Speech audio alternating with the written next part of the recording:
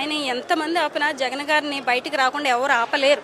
సూర్యుడు ఉదయించేటప్పుడు మేఘాలు ఎన్నో కమ్మేసి సూర్యుడిని ఆపదామన్నా సూర్యుడు మేఘాలన్నిటినీ చీల్చుకుంటూ ఏ విధంగా ఉదయిస్తాడో జగన్ గారు కూడా లైఫ్లో ఎప్పుడు కూడా ఆ విధంగానే ఉదయిస్తాడు. ప్రజలందరి గుండెల్లో, ఊరిలో, ప్రజల్లో కూడా. వైసీపీ కార్యకర్తలు ఉంటారా జగన్ వెంట ఇక 4 ఏళ్ళు?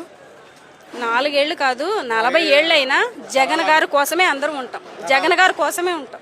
పార్టీ పని అయిపోయింది, వైసీపీ పని, జగన్ పని భూస్థాపితం చేసేసాం అని అంటున్నారండి చంద్రబాబు గారు. మరి అలా అంటున్నా ఇప్పుడు మీరు చూస్తున్నారు కదా, జగన్ గారి యొక్క పేరు ఉచ్చరించడానికి ఎంతమంది తరలొచ్చారో చూసారా? ఒక ఊరోళ్ళు కాదు, ఒక గ్రామం వాళ్ళు కాదు, ఎంతమంది వచ్చారు. ఇక్కడ జగన్ గారు రాలేదు, కానీ జగన్ గారి యొక్క పేరు ఉచ్చరించడానికే వేలదిగా, కోట్ల మందిగా వచ్చేసారు. అందరూ తరలి వచ్చేసారు. ఇదంతా అభిమానం.